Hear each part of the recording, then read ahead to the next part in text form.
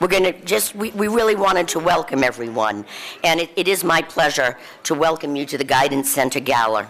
I'm Gail Roberts, co-chair of tonight's event, and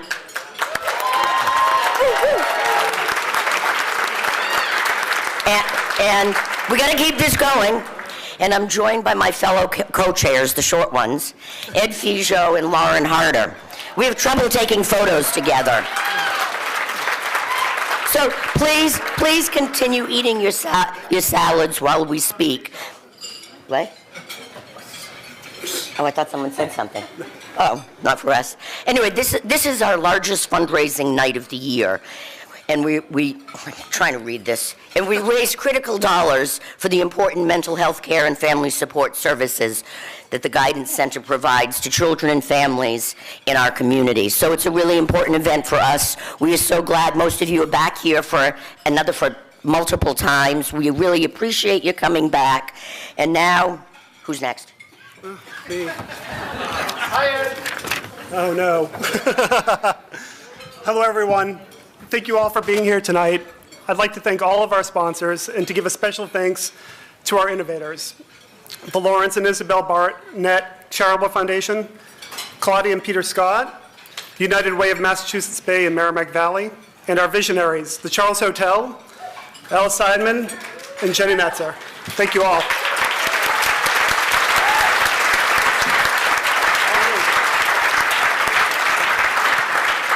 Okay, so we hope that you have fun tonight, and we have an amazing program here, so I hope you're as moved by the speakers that we have this evening as we are. I'd like to thank a few more people. The Guidance Center Board of Advisors, who all worked hard all year long to support the Guidance Center. Thank you.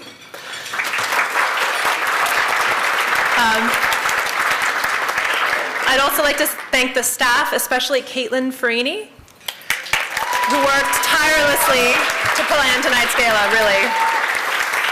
Lo McShay. Hold on, I'm sorry. Lo, where is Lo? Way back by the door. Please, just step. Lo has done an amazing job of transforming. For the last 3 years, she's transformed this room. And the decorations, the spotlighting, the tables, the candles, everything is truly thanks to her. Lolo Event Design.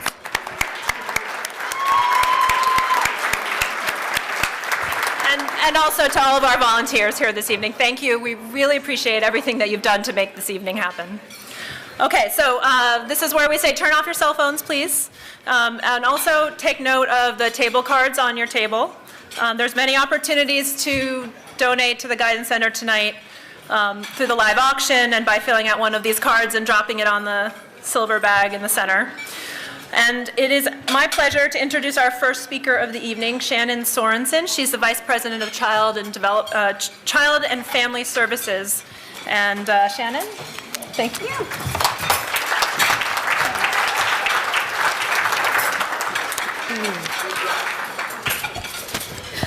Good evening, everybody.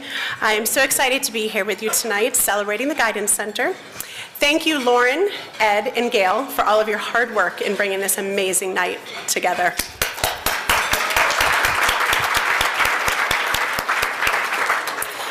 As Lauren said, I'm the Vice President for Child and Family Services, which means I have the pleasure of working with and supporting all of the fantastic work that is being done every day at the Guidance Center.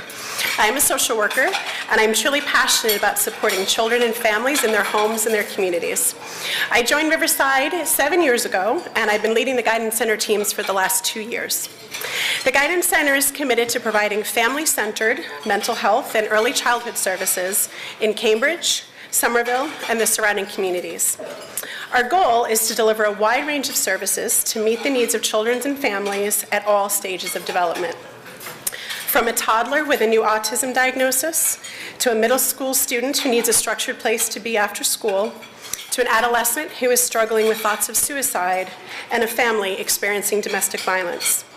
Meeting our families where they are is vital. So in addition to providing therapeutic supports in our offices, we actually spend most of our time working with families in their homes, as well as working with children in their schools or their child care centers.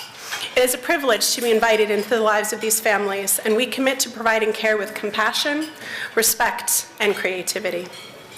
The Guidance Center has long been known for its expertise in responding to the unmet needs in our communities by developing new and innovative ways to support children and families. For example, in September, we restarted a partnership with the Cambridge Public Schools to help support both staff and students across 8 of their schools.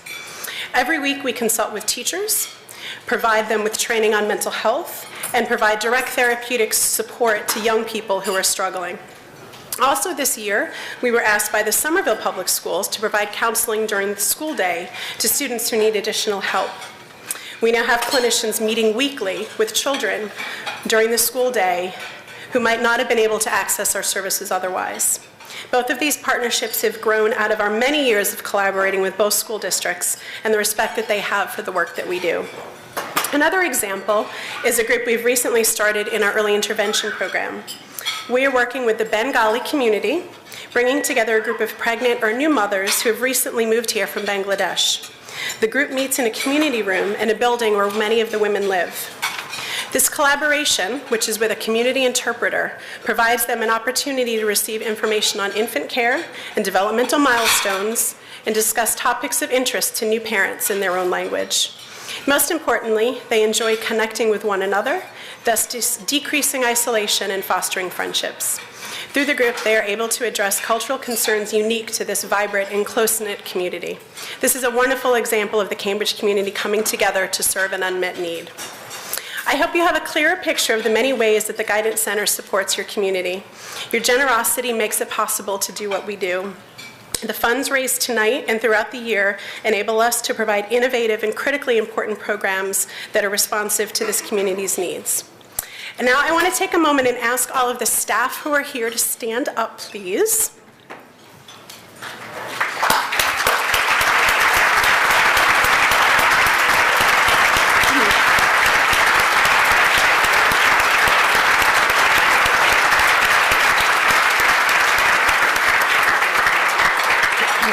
Thank you. If you haven't yet had a chance to talk to one of us about the work that we do, please do before the end of the night.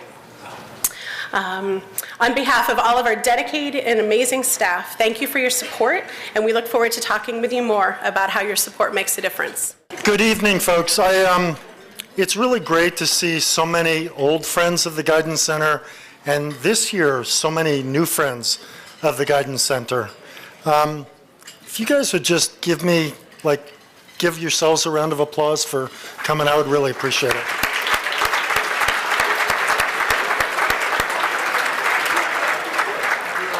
So I'm not going to be up here very long. I just want to make a few remarks and thank a couple of people and then introduce our speaker. My name is Scott Bock, and I'm the president and CEO of Riverside. Hey, thank you guys. So the Guidance Center provides incredibly important services in Cambridge and Somerville and surrounding communities on behalf of Riverside, and amazing services for kids and families. A lot of you know that firsthand. A lot of you have heard it from your friends and your neighbors. I really want to thank you all for your support, because your support literally makes the difference between us being able to operate as an organization and us being able to do amazing things. And the staff that you cheered for earlier are just a wonderful group of people, and I know they really appreciate the fact that you all are here tonight. So I want to invite the co-chairs or the tri-chairs, Ed Feijo, Lauren Harder, and Gail Roberts up real briefly. We want to thank them for their commitment to the Guidance Center and for their hard work.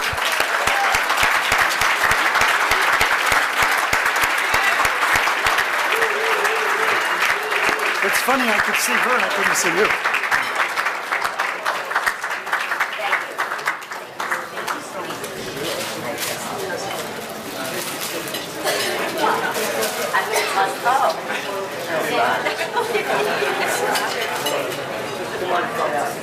The photos are embarrassing.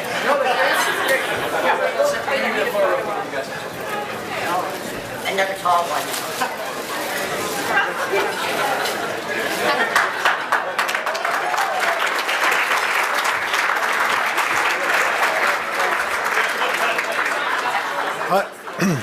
I have to be honest with everyone here that I was afraid to invite Gail up on the stage. I don't know if you're all afraid of her, but I am.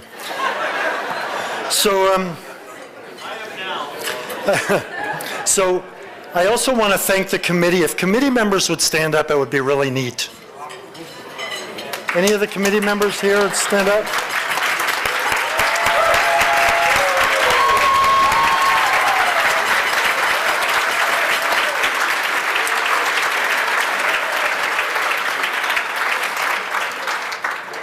So tonight our guest speaker is going to tell you the story of her family's journey to help their little girl who has the wonderful name Mirabelle. I'm honored, and I'm sure you all are honored, that her mom would get up here and share their story with us. The Simons family story gives me a lot of strength. It gives me a lot of resolve to come to work every day and do what I do. And you've heard me say this before, but I have the best job in the universe. And it keeps me sort of remembering sort of the details of what we do and how it really matters to families. And I just want to tell you a real quick story. I started out thinking that I was going to be a lawyer. And just so we need another lawyer, right? So I started out thinking that I was going to be a lawyer, and I was living in the Midwest, and I took a job in a hospital working with very young children. And I didn't take it out of altruism. I just needed a job, and I had no idea what the job would do to me. And there was a little girl who was 7 years old, and I don't tell this story often because I get messed up doing it, but it's a little girl who was 7 years old, and her name was Gina.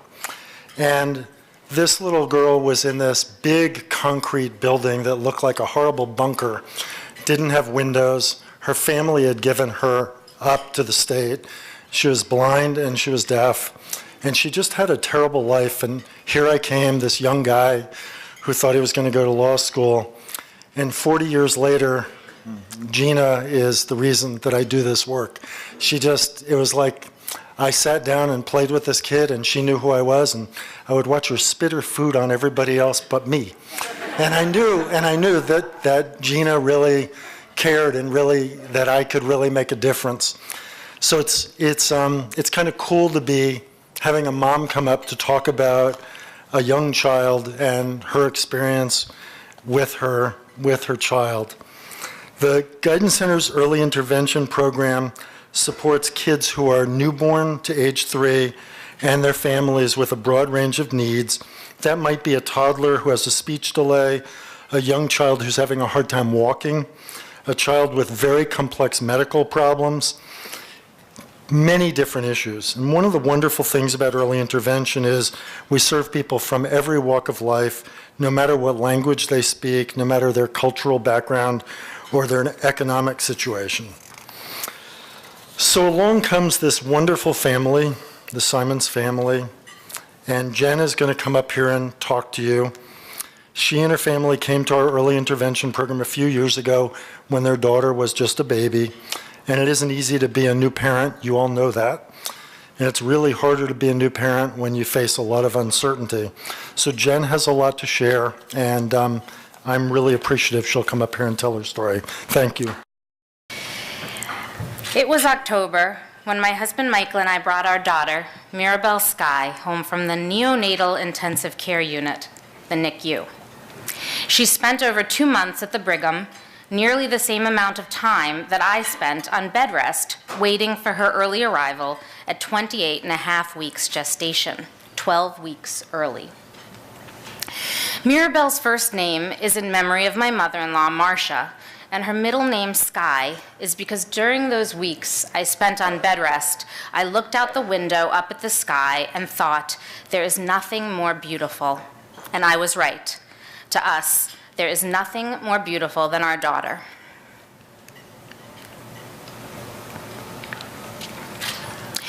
Mirabelle's time in the NICU was generally free of difficulty.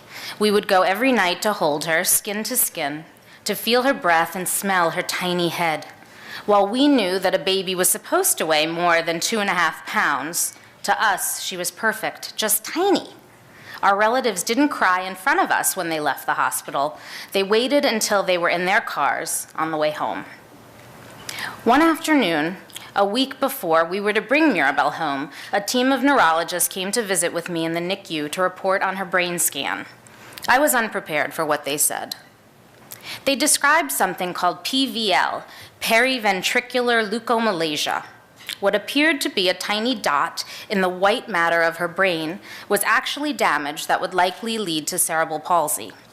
They didn't say cerebral palsy outright, but when they said damage to her brain, I thought of something my mother once said about how you don't want damage to the brain. It's the one kind of damage that they can't fix.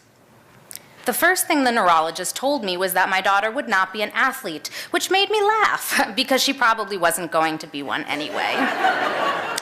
Then, realizing I didn't get it, she said that Mirabelle would have to walk using crutches. I went out of myself and I looked down at the scene below, and I remember the words coming out of my mouth, words that I, a staunch feminist, had never before said. You are going to have to speak to my husband. I do not understand what you are telling me. We brought Mirabelle home and tried to forget what the doctors told us would be her fate, and instead followed the nurse's instructions to just love her, and we did, fiercely. But the winter soon came, and what I remember about that winter was the darkness. It got darker and darker, not just because it was winter in Cambridge, but because of the heaviness of what I had learned about Mirabelle was closing in on me. And then one day, someone from early intervention at the Guidance Center called me to schedule an appointment to come over and do an intake to evaluate her for services. When I think about early intervention, the first thing I think is that it helped me just as much as it helped Mirabelle. I was so unsure of how Mirabelle's life and our life with her was going to unfold. I needed answers, and increasingly I needed help. I needed the help that comes from someone saying, I know children like your child, and they are doing fine, and yours will too. That's the first thing that early intervention did for us. They gave us support that we have yet to find anywhere else. They came to our house. Who comes to your house anymore? And they came nearly every day of the week for physical therapy, for occupational therapy, and for speech therapy. And it was so important that they came to our house to see Mirabelle in the environment where she lived, but also to see me, to see my darkness, and to help me find the light during that terrible winter and over the next 3 years. I felt supported in so many ways. When Mirabelle was 10 months and finally out of what we called quarantine, I took her alone to visit my family in New York. Things were going okay until she woke up from her nap and became hysterical in her car seat. And when she became hysterical, she had a tendency to throw up, and that's what she did, all over. Both of us. I stopped, I cleaned her up, and got back on the road, but this made us later than I wanted to be, and we were both wrecks. Then my phone rang. It was Carol, Mirabelle's occupational therapist. She was returning a call I had made to her earlier, unrelated to the distress of the moment. And she heard Mirabelle crying, and she could likely tell that I was crying. And she talked me down from the ledge of, is my daughter going to be okay? What is going to happen? She never made a promise. She said, I believe Mirabelle will walk. She will not walk perfectly, and she will need help. But she is smart and determined, and she is getting the best help that she can. And then there was the time when Bonnie, our physical therapist, came with us to our first appointment with a physiatrist, because doctors don't know that when you say the word wheelchair to a parent for the first time, that the parents will not be able to handle it as casually as the doctor says it. But I didn't know that that was why Bonnie was coming with us. I thought it was just to help us answer questions about milestones that we didn't remember and things that Mirabelle could and couldn't do. But really, she was there to support me when the doctor told us that Mirabelle might need a wheelchair. And later that spring, Mirabelle rolled over for the first time when I was not there, and Bonnie stayed late so she could see my face the first time I saw Mirabelle roll over. Carol taught Mirabelle how to use a spoon and a fork and how to do a puzzle. Bonnie invented the game we call 1, 2, 3, crash, where Mirabelle practices taking steps away from a wall.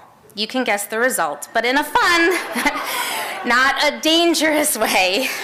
It makes Mirabelle laugh hysterically. Bonnie and Carol made things fun for Mirabelle. They made things fun for Mirabelle so that she wouldn't realize how hard she had to work, and to me, they made everything look easy.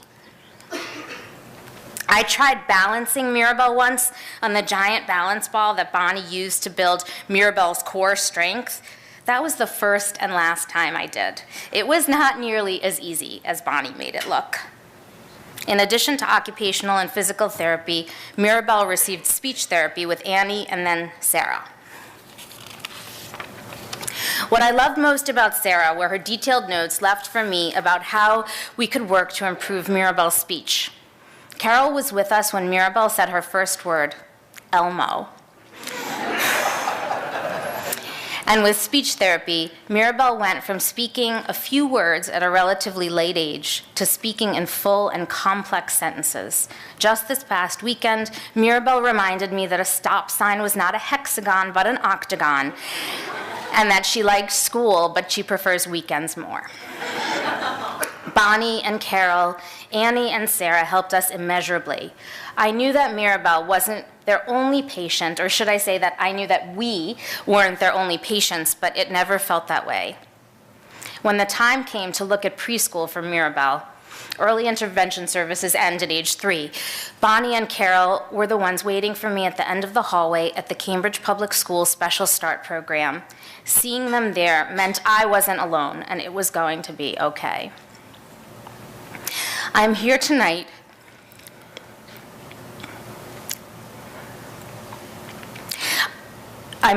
because the Guidance Center has helped our family so profoundly, and it is important to us that other families are able to benefit as we have, to get the support they need, and to know their child will benefit immensely as ours did. Today, Mirabelle is happy, well-adjusted, and when she wants something, she motors over to it in her little golden walker, which she refers to as her golden chariot.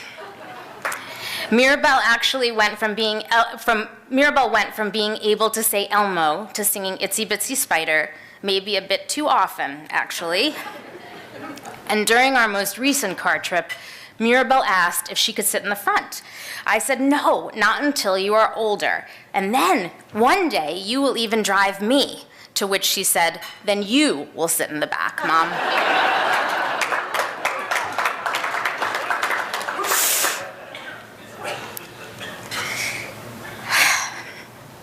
And that's us. With the help of the Guidance Center team, our darkness turned to light. Without their support, our daughter wouldn't be walking in her walker, making us laugh with the funny things she says, or eating with a fork now. And were it not for the Guidance Center team, I could not have become the mother I am today. Sometimes afraid, sometimes sad, but always strong and always happy to have a perfect daughter as beautiful as the sky. Thank you.